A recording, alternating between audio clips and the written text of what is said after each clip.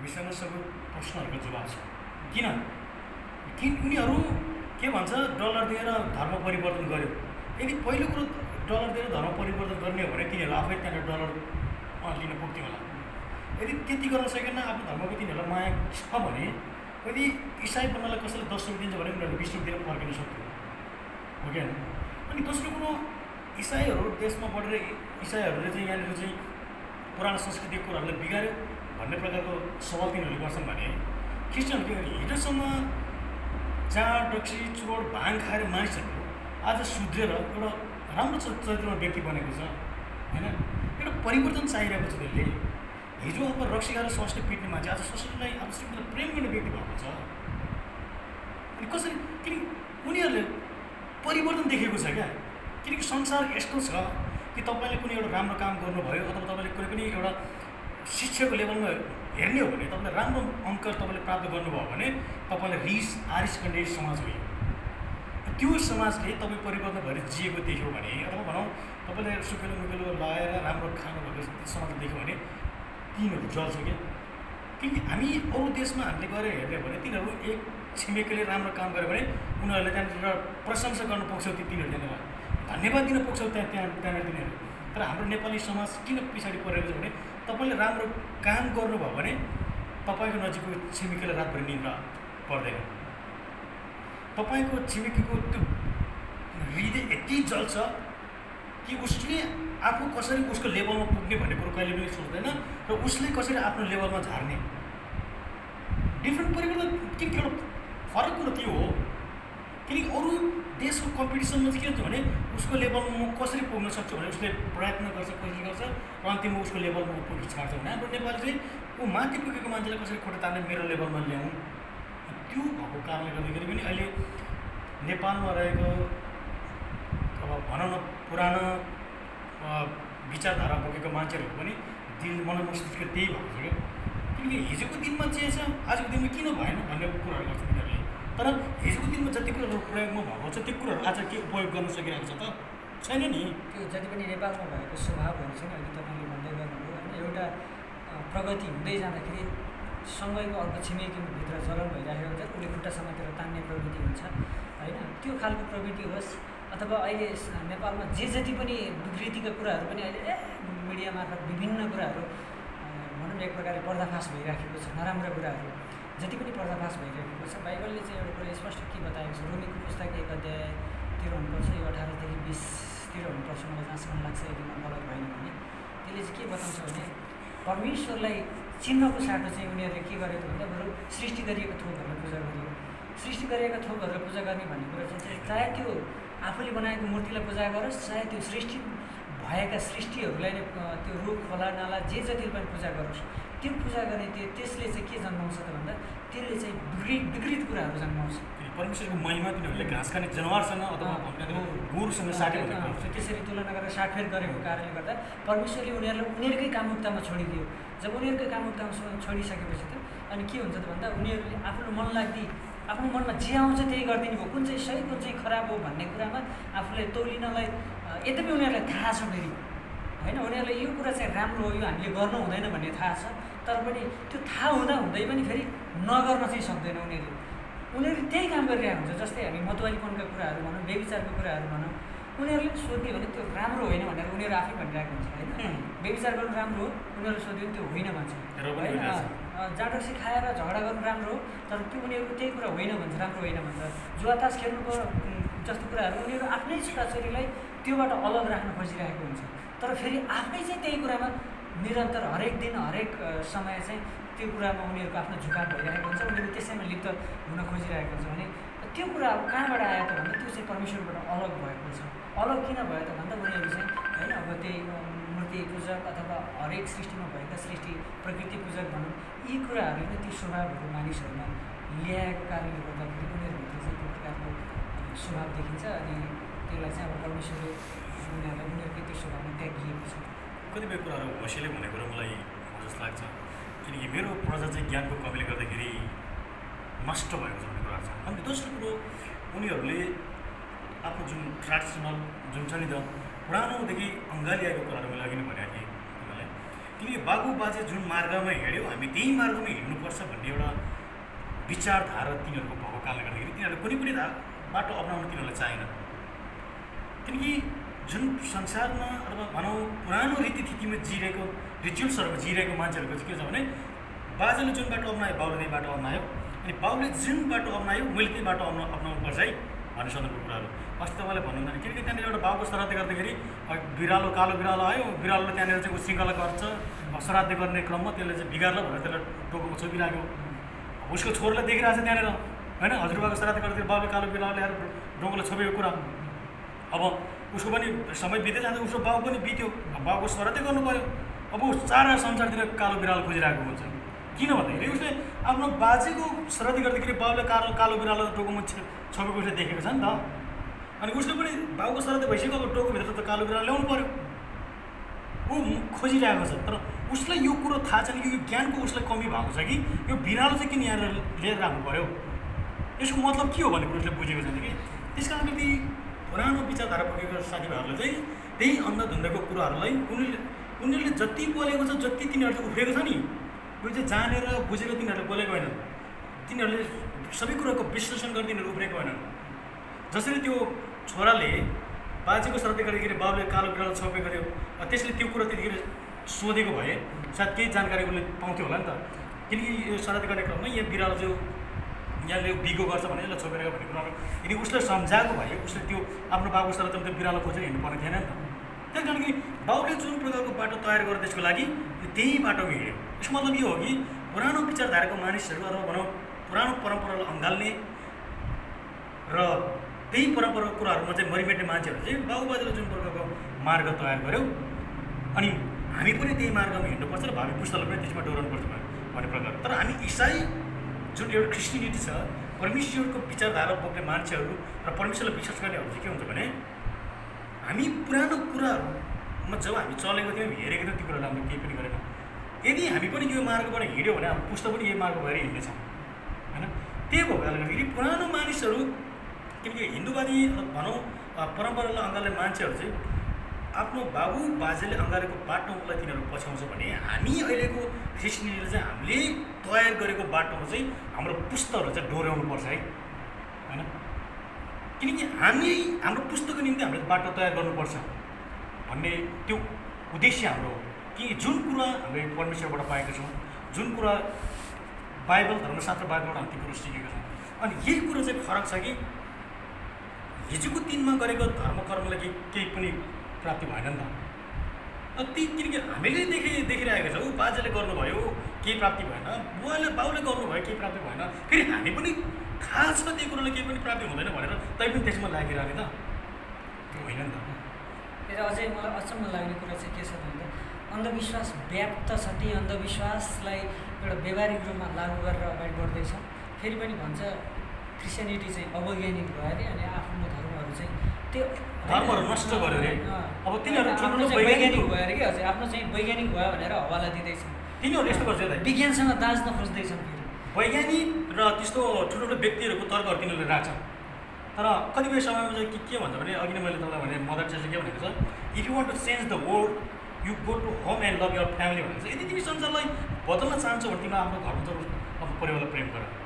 अनि किनकि त्यो कुनै पनि संसारलाई बदल्नु छ भने हामी आफैबाट परिवर्तन गर्नुपर्छ भन्ने कुराहरू तिनीहरू सहमत हुन्छ। फेरि तर यो कुरोमा चाहिँ तिनीहरू सहमत हुँदैन कि बाबुबाजेले गरेको कुराहरू चाहिँ तिमीले छोडेर किन आफै अर्को कदम चालेको।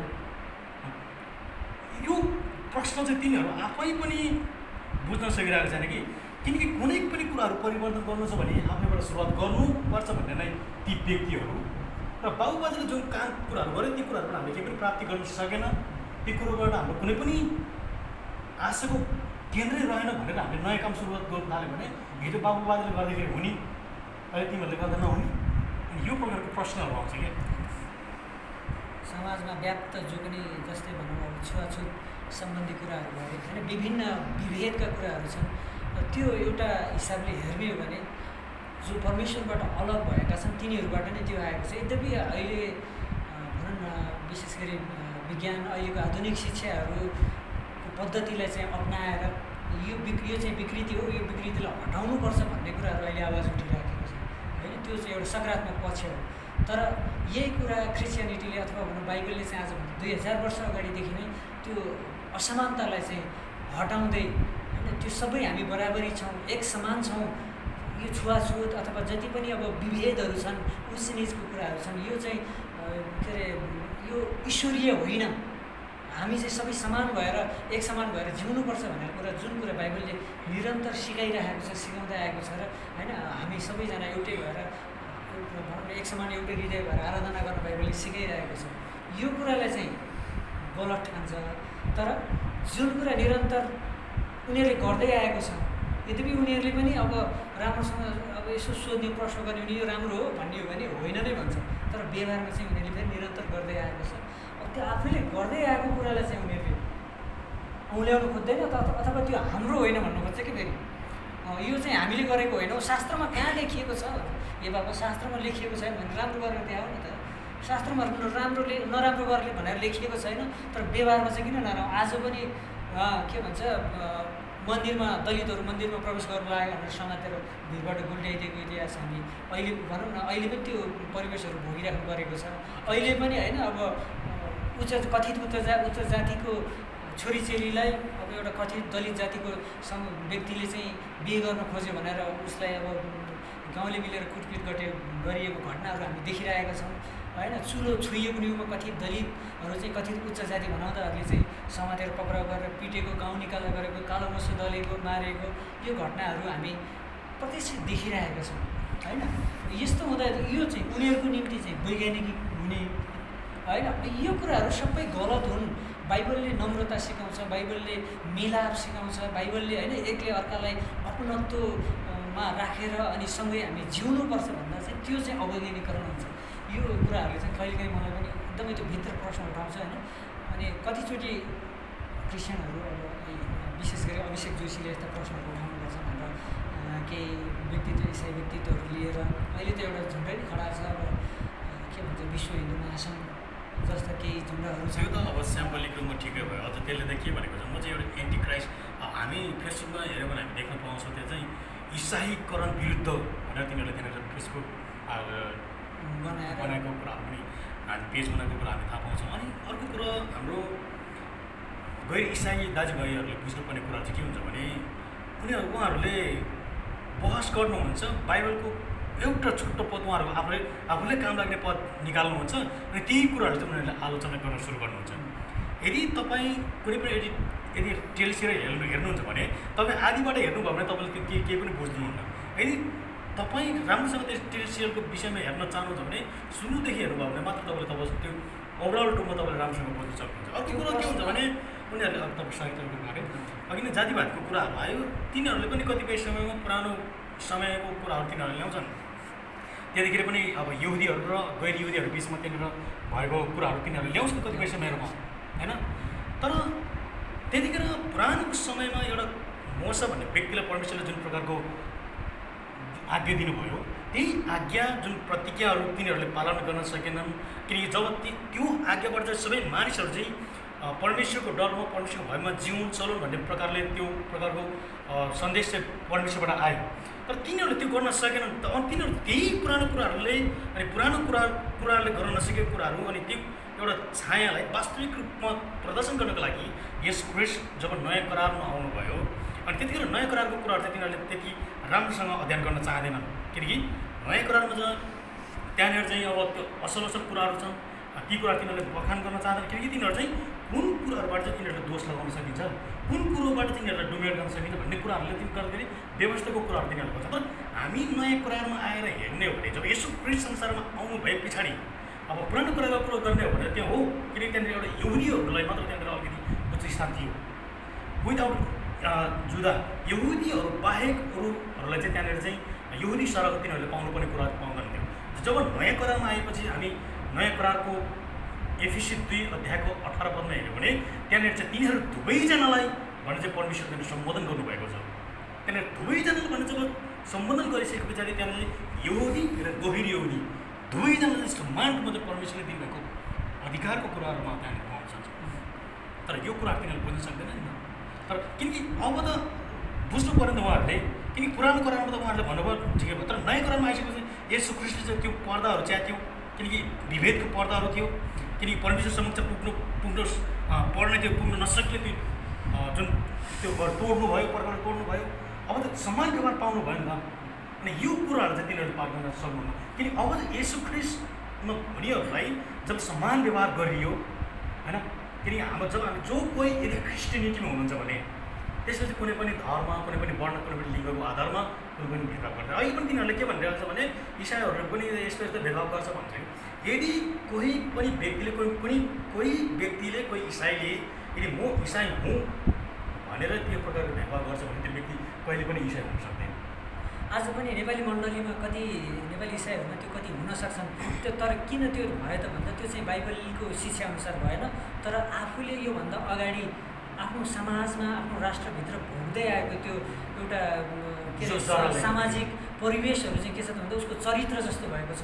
अनि आज त्यो चरित्र बोकेरै यहाँ मण्डलीभित्र छिरेको कारणले गर्दा मण्डलीले फरक शिक्षा, समानताको बराबरीको समानताको शिक्षाहरू सिकाउँदा नि कतिचोटि उनीहरूभित्र त्यो पुरानो स्वभावहरू चाहिँ त्यहाँनिर प्रकट हुन आइपुग्छ।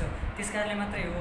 यद्यपि अघि हामीले पुरानो करारको कुरा गऱ्यौँ, पुरानो करारलाई हामीले हेर्ने हो भने पनि बाइबलले कहिले पनि यहुदीहरू चाहिँ उच्च जाति भनेर कहिले पनि भनेको छैन, तर परमेश्वरले उनीहरूलाई पवित्र जातिको रूपमा परिवर्तन गराउन खोजेको हो होइन। पवित्र जाति एउटा धार्मिक असल परमेश्वरलाई खोज्ने, परमेश्वरले रुचाउनु भएको र परमेश्वरले संसारमा एउटा धार्मिकताको नमुना चाहिँ यो हो र यिनीहरूलाई हेर र तिमीहरूले धार्मिकता सिक भनेर त्यो रूपमा चाहिँ उनीहरूलाई तयारी गर्नुको निम्ति चाहिँ मिश्रबाट छुट्याएर एउटा इजरायल राष्ट्रमा लिएर आउनु भएको हो। तर उनीहरूभित्र चाहिँ त्यो मानवीय स्वभाव, जो पाप स्वभाव भनेको छ, त्यो आदमकै पालाबाट छिरेको पाप स्वभावले काम गरिरहेको कारणले गर्दा उनीहरूले चाहिँ त्यसैले आफूलाई घमण्डको रूपमा, आफूलाई उच्च जाति, आफूलाई धर्मी जाति र अरूलाई पापी जातिको रूपमा सोचिएको छ। र अर्को कुरा हामीले त्यहाँनिर बाइबलभित्र हेर्दै जाँदा के देख्छौँ भने त्यो के अरे एउटा छिमेकीको उदाहरण दिएको छ येशू ख्रीष्टले होइन। सामरीहरूले चाहिँ छोएको पानी पनि यहुदीहरूले खाने थिएन। तर जो कुरा आज हामीले इन्डिया र नेपालमा यो शूद्र दलितहरू भन्नेहरूलाई अथवा त्यो जातीय छुवाछुतको भेदभाव जो गरिएको छ, त्यो खालको भेदभाव त्यहाँ होइन। त्यहाँको प्रकृति अर्कै छ, किनभने त्यहाँ चाहिँ त निच्च जाति भएको कारणले गर्दाखेरि तैँले छोएको पानी हामीले खानु हुँदैन भन्ने हेतुले त्यो रोम के अरे सामरीहरूलाई चाहिँ यहुदीहरूले घृणा गरेको होइन, अथवा उनीहरूले नछोएको पानी खाएको होइन। त्यो चाहिँ एउटा के छ भन्दा सामरी र यहुदीहरू पहिला एउटै कुलको थियो अथवा एउटै अब्राहमका सन्तानहरू हुन्। तर समय परिवेश आउँदै गर्दाखेरि विद्रोह भएको छ। जब सोलोमनको छोरापछि विद्रोह भयो यारोबामको पालामा, अनि त्यो विद्रोह भइसकेपछि त्यहाँ राज्य विभाजन भएको छ। एउटा चाहिँ उत्तरी के अरे इजरायल भयो, अर्को चाहिँ दक्षिणी यहुदा।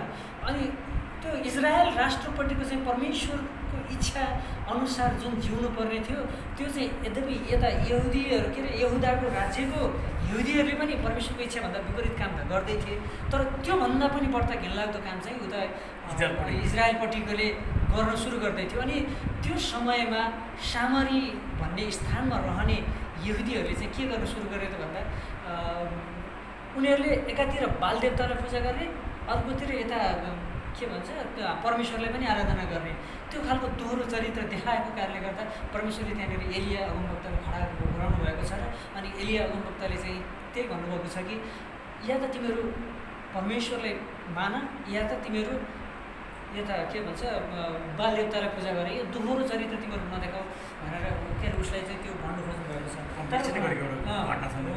तर उनीहरूले के गरे त भन्दा उनीहरूले त्यो दोहोरो चरित्र देखाएर के अरे उता बाल देवतालाई पनि उनीहरूले चाहिँ पछ्याइरहेको कारणले गर्दाखेरि यता इजरायल विशेष गरी यहुदामा भएका यहुदीहरूले चाहिँ उनीहरूलाई घृणा गर्यो। अब यो भनेको चाहिँ असाध्यै पापी जाति, परमेश्वरको विरुद्धमा भएका जाति भनेर उनीहरूले चाहिँ घृणा गर्यो। त्यहाँदेखि यिनीहरूले छोडेर हामी पानी पनि नखाने भनेर त्यो एउटा घोषणा गरेको। अनि त्यो घोषणाको निरन्तरता चाहिँ पछिसम्म नहुँदा पनि त्यो यथावत रहिराखेको हो होइन। त्यो यथावत रहिराखेको कारणले गर्दाखेरि सामरीहरूले छोडेको पानी पनि पछिसम्म नखाएको। यद्यपि तिनीहरू चाहिँ त्यो जातिकै रूपमा यिनीहरू चाहिँ तुच्छ जाति हो, यिनीहरू सानो जाति हो भन्ने कारणले तिनीहरूले नखाएको होइन। तर उदाहरण आज नेपालमा भएको जो नेपालको भएको दलित भनेर जो जातीय छुवाछुत गरिएको छ, सानो जात भनेर घृणा गरेको छ, त्यसलाई त्यो घटनासँग बाँच्नुपर्छ। तर त्यो घटना र यो घटनामा नितान्त फरक छ। विशेष गरी परमेश्वरले त तपाईँले भन्दा सुरुको दिनमा त यो जाति भनेको भन्दैन, किनकि यदि त्यो जुन कुरा तपाईँले भन्नुभयो त्यही कुरा संसारले नबुझेको कारणले गर्दाखेरि यो समयहरू दिएको पऱ्यो त। यदि तिनीहरूले त्यो कुराहरू बुझेको भए, ती कुराहरू जानेको भए त यो अवस्थामा आइपुग्ने थिएन नि त। यदि हामी त भन्छौँ किनकि हामीलाई थाहा छ हामी बाइबल अध्ययन गरेको कारणले गर्दाखेरि सुरुमा परमेश्वरले नै किनकि आदमलाई बनाउनु भएको जति नै सृष्टिहरू छन् यी सबै आदमद्वारा नै बनेको भन्ने कुरा हामीलाई थाहा छ। किनकि जबकि एउटा मान्छे त्यहाँनिर एउटा मान्छेको सृष्टि भएको छ भने एउटा मान्छेले त दुईवटा जातिको रूपमा त वर्णन गर्नै सक्दैन नि, बाँड्नै सक्दैन नि त्यो हिसाबले हेऱ्यो भने। किनकि यो हामीलाई पो थाहा छ त, तर यो त सबैलाई त थाहा छैन नि त। तर पनि अहिलेसम्म मान्छेहरूले त्यो काम गरिरहेको छ नि त।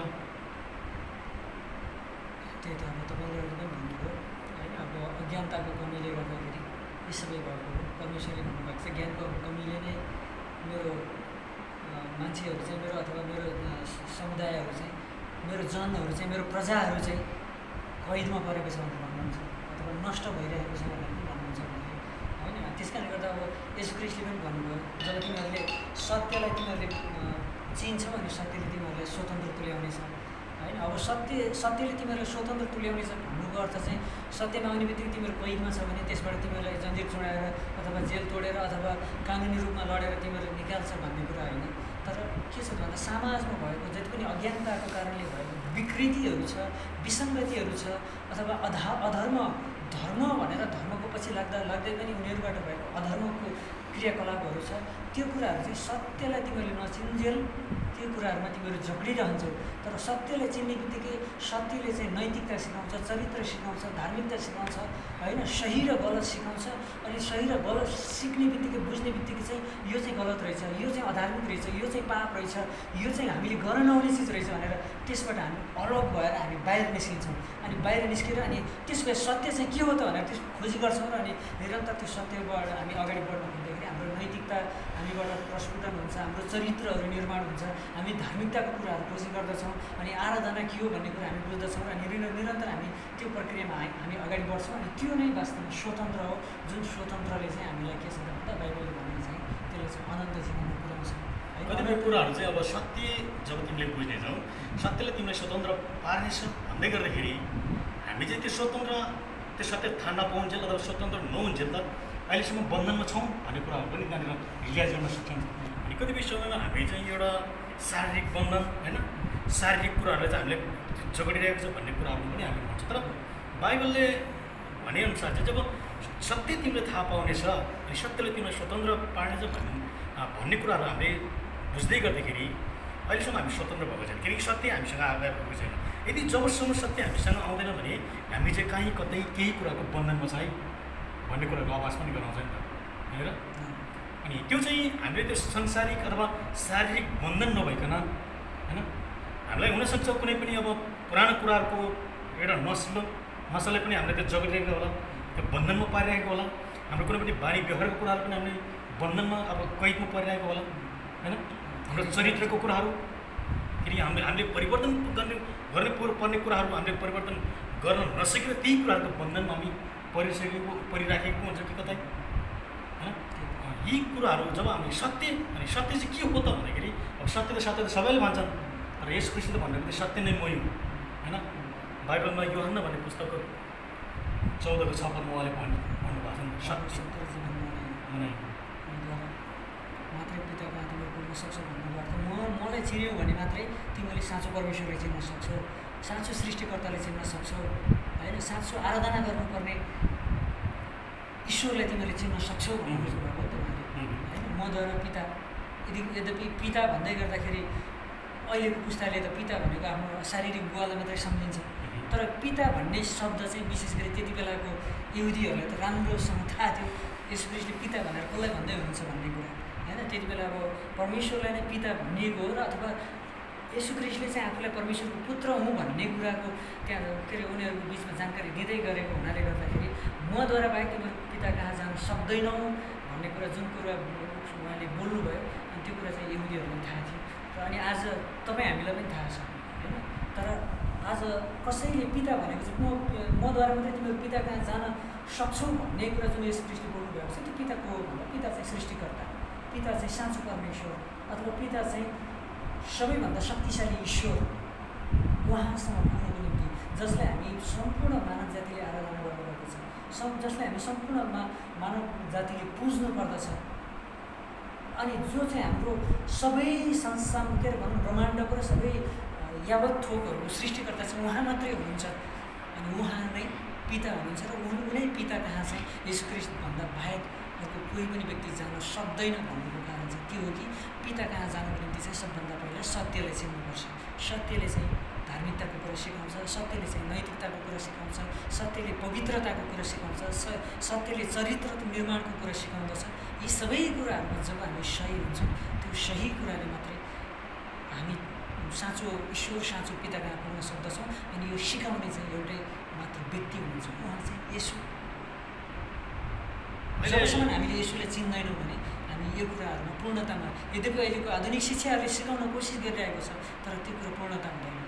अहिले मान्छेहरूले जान्नै पर्ने बुझ्नै पर्ने कुराहरू चाहिँ के हो भने जब हामी एउटा इसाई भयौँ, हामीले परमेश्वरको विषयको कुराहरू हामीलाई राम्रोसँग थाहा छ कि उहाँ परमेश्वर हुनुहुन्छ अनि परमेश्वर को हुनुहुन्छ र कस्तो चरित्र हुनुहुन्छ उहाँको, अनि परमेश्वरले के गर्नुहुन्छ, भावी योजना परमेश्वरको निम्ति के छ भन्ने कुराहरू हामीलाई थाहा हुन्छ। तर हामी कतिपय अन्य धार्मिक व्यक्तिहरूको बिचमा हामीले गएर सोध्यो भने उनीहरू चाहिँ परमेश्वर, उनीहरूले आफूले पुजेको ईश्वरको विषयमा उनीहरूलाई थाहा भएको हुँदैन। बिचरा थाहा हुनु पनि कसरी, किन एउटा ईश्वरको रूप भनेर एउटा ढुङ्गालाई तिनीहरूले बिचरा पुजिरहेको अवस्था त्यो ढुङ्गाले गर्नु त केही पनि छैन। तर पनि होला ठिकै छ, उनीहरूकै हिसाबमा पर्नुपर्ने एउटा प्रतिनिधित्व गरेको उनीहरूले चाहिँ ढुङ्गालाई पुज्यो भने होइन।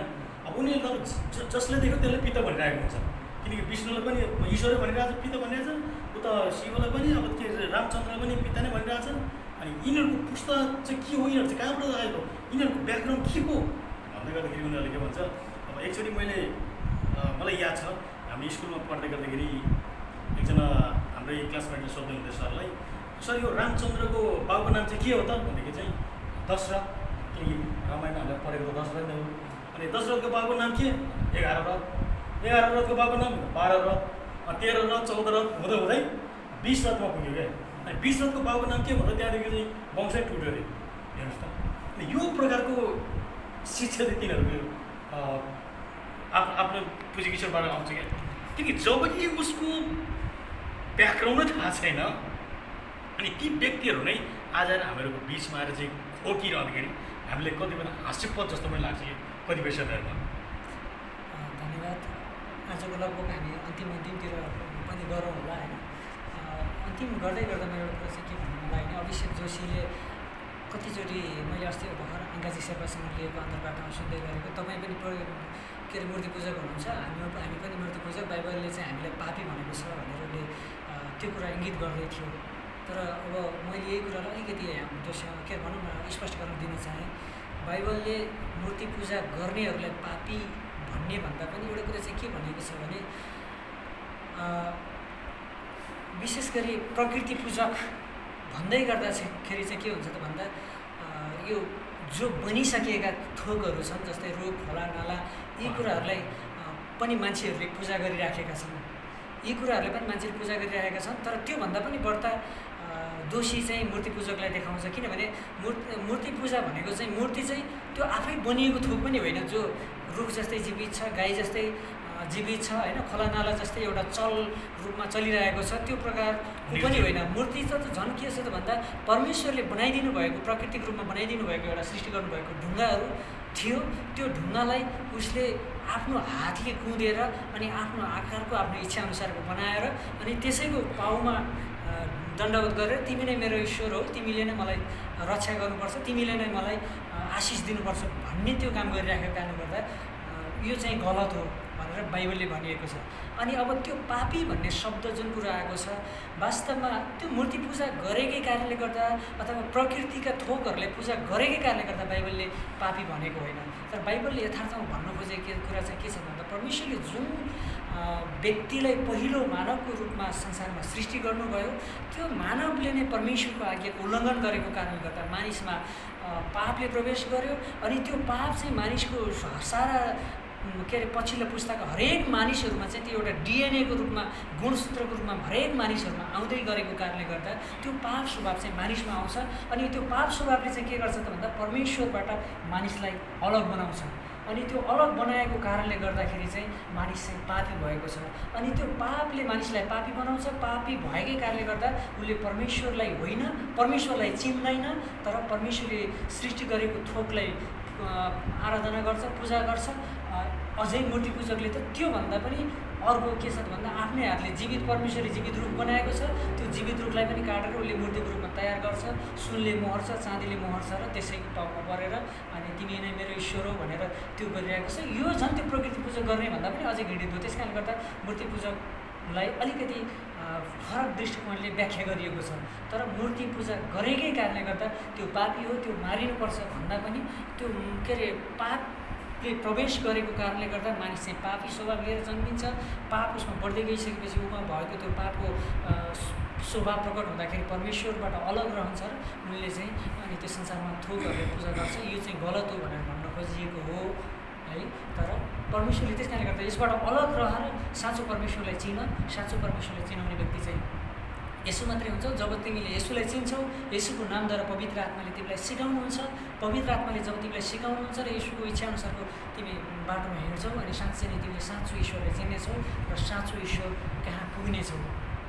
अनि हिजो जुन तिम्रो शरीर प्राकृतिक रूपमा बनिनुभन्दा अगाडि तिम्रो आत्मा जहाँ थियो, भोलि तिम्रो प्राकृतिक शरीर नष्ट भइसकेपछि तिम्रो आत्मा फेरि त्यहीँ पुग्नेछ। त्यसको प्रक्रियाहरू अझै धेरै छन् होइन। त्यसपछि अब फेरि पुनरुत्थानको शरीरको कुरा आउँछ। यो अहिले यहाँनिर लामो व्याख्या गर्न त अनि अभिषेकको कुरा गर्दाखेरि मैले एउटा कुरा गर्न चाहेँ। अभिषेक जोशीज्यूको कुरा जसरी तपाईँले भन्नुभयो, उहाँले भन्नुभयो इसाईहरूले चाहिँ के भन्छन् भन्दा मूर्ति पूजा गर्नेहरू चाहिँ सिधै नरकमा जान्छन् भनेर भन्यो। त्यही भएर हामीलाई दुःख लाग्यो भनेर उहाँले भन्नुभयो। किनकि इसाईहरूको त्यो अभिव्यक्तिले उहाँलाई दुःख लाग्यो, किनकि उहाँले सोच्नुभयो म त अब मूर्ति पूजकहरू यदि नरकमा जान्छन्, उनीहरूले दुःख पाउँछ भनेपछि उहाँले सोच्नुभयो होला कि सायद म पनि अब मूर्ति पूजाको म पनि नरकमै जाने भयो। अब जो इसाईहरू भनिनेहरू, जो क्रिस्टियनहरू, उनीहरू चाहिँ येशूको अनुयायीहरू, उनीहरू चाहिँ स्वर्गमा पुग्ने भयो। किनकि उनीहरू चाहिँ स्वर्गमा जाने, म चाहिँ नरकमा जाने सायद। किनकि त्यो रिसाउनु कति बेला मलाई स्वाभाविकै लाग्छ। किनकि संसारमा दुईजना छ, दुईजना मध्येमा एकजना चाहिँ माथि स्वर्गमा उठाइ लैजाने र एकजना नरकमा बसिराख्ने। तर बाइबल पनि त्यही भन्छ कि दुईजना हुने चाहिँ एकजनालाई लगिने चाहिँ एउटालाई छोडिनेछ है। अनि म के भन्न चाहन्छु भने यदि उहाँलाई इसाईहरू चाहिँ स्वर्गमा जाने, म चाहिँ नरकमा जाने, म थोडी जान्छु म नरकमा भन्ने प्रकारको उहाँको त्यो प्रकारको हृदय छ भने हामी त स्वागत भन्न चाहन्छौँ। आउनुहोस् तपाईँ पनि स्वर्गमा जानको लागि। किनकि त्यहाँनिर कुनै पनि चार्ज दिनु पर्दैन तपाईँलाई। किनकि यदि तपाईँ नरकमा जान चाहनुहुन्न, हामीले त तपाईँलाई सुझाव दियौँ होइन, किनकि त्यो चाहिँ गलत हो है भन्ने कुरो जब हामीले दियौँ अनि तपाईँले महसुस गर्नुभयो म चाहिँ गलत रहेछु, अब म नरकमा सिधै जाने अनि यदि म नरकमा जानु नै छु भने, बाइबल अनुसार यदि म त्यहाँ नै जानु छु भने, इसाईहरू चाहिँ स्वर्गमा जानु छ भने म किन केही नभनिकन जानु भन्ने प्रकारको यदि तपाईँको त्यो सोच छ भने फर्केर आउनुहोस्। हामी त स्वागत भन्छौँ। हरेक इसाई मण्डलीले हरेक व्यक्तिलाई कुनै पनि जातको आधारमा, कुनै पनि लिङ्गको आधारमा, कुनै पनि भेदभाव रहित हरेकलाई स्वागत गरिनेछ। यानि कि त्यहाँनिर चाहिँ पशुपतिमा तपाईँले गएर हेर्नुभयो भने यहाँनिर चाहिँ हिन्दूले मात्रै एलाउड छ भनेर त्यहाँ लेखेको हुन्छ। तर कुनै पनि मण्डलीमा, कुनै पनि चर्चमा, कुनै पनि गिर्जाघरमा यो लेखेको हुँदैन कि यहाँ चाहिँ इसाईहरूको लागि मात्र प्रवेश छ। तर त्यहाँनिर प्रभुले भन्नुभएको छ मेरो प्रार्थनाको घर सबै जातिको निम्ति हुनेछ। त्यस कारणले गर्दाखेरि सबै जातिको लागि चाहिँ हामी मण्डली, हामी चर्चहरू, हाम्रो गिर्जाघरहरूमा सबैलाई हामी स्वागत गर्दछौँ, ताकि त्यो दिनमा तपाईँ हामी तलतिर होइन, हामी उँभोतिर परमेश्वरको उपस्थितिमा, किनकि जुन ठाउँबाट हामी परमेश्वरबाट हामीले आयौँ र परमेश्वरबाट फर्किजानुभन्दा अगाडि हामी चाहिँ परमेश्वरको सम्मुखमा पुगेर उहाँको सम्मुखमा जान पाउनु नै यो अति उत्तम र असल कुरा।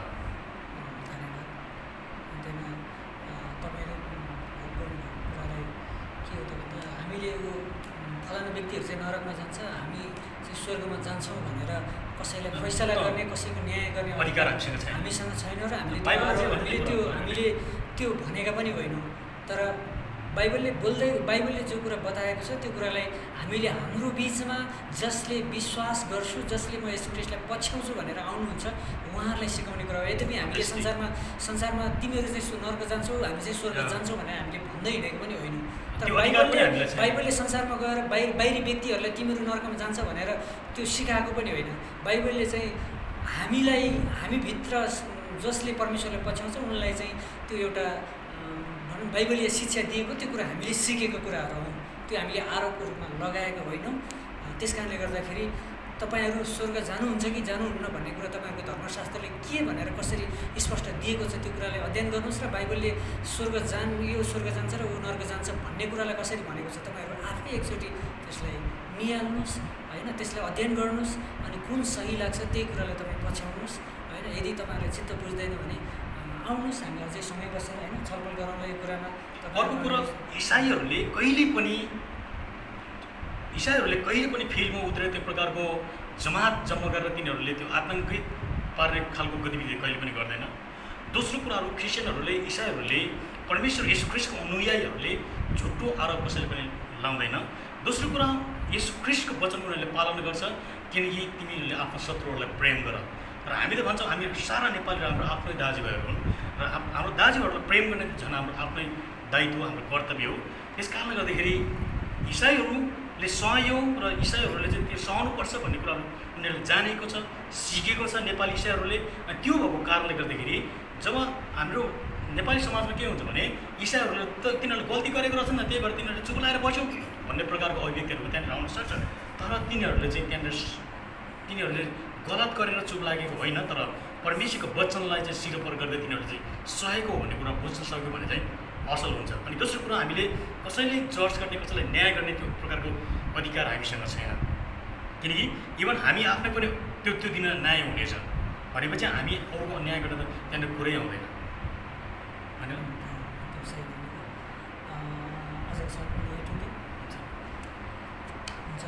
सबैजना जो जति पनि हामीलाई फेसबुक भिडियो मार्फत हेरिराख्नु भएको छ तपाईँहरूलाई सुनिदिनु भएकोमा धन्यवाद। हामीले केही कुराहरू जान अनजानमा गलत बोलेका छौँ भने भनौँ न परमप्रभुमाथिको अविश्वासी जनहरू तपाईँहरूले हेर्दै हुनुहुन्छ भने पनि हामीले बोल्दै गरेका कुराहरू तपाईँलाई चित्त बुझेको छैन भने पनि माफ गर्नुहोला। र जो जति विश्वासहरू हेर्नुभएको छ हामीले बाइबल विपरीत कतै आवेशमा आएर केही कुराहरू गरेका रहेछौँ भने पनि त्यो भुलवश त्यो हुन पुग्यो भन्ने हेतुले हामीलाई क्षमा गर्नु होला भन्न चाहन्छौँ। र अनि आजको यो छलफल पक्कै पनि तपाईँहरूको निम्ति पनि केही आशिषमय भयो होला र हामी आफै पनि आशिषित भएका छौँ भन्ने महसुस गर्दै सबै कुराहरूको निम्ति प्रभुलाई धन्यवाद दिँदै परमप्रभुले तपाईँ सबैजनालाई प्रशस्त आशिष दिनुभएको होस् भन्दै हामी अहिले छुट्टिन चाहन्छौँ। सबैजनालाई जय मसीह। सबैजना